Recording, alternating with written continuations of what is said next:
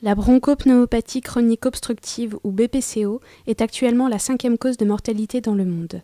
Il est prévu qu'en 2020, elle en devienne la 3e cause et la première cause de handicap.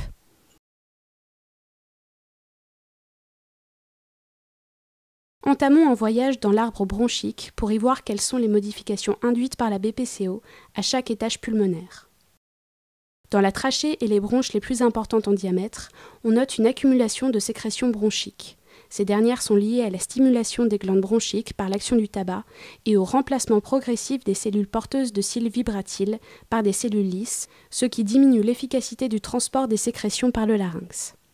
Ces sécrétions sont responsables de la toux et de l'expectoration chronique de ces patients.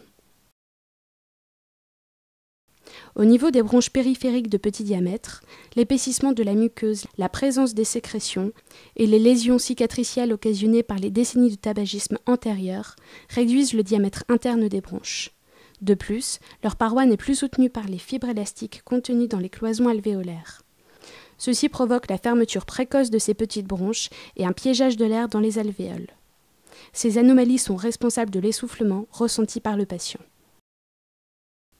Au niveau des alvéoles pulmonaires se produisent normalement les échanges gazeux entre l'air alvéolaire et les capillaires sanguins circulant dans les cloisons alvéolaires.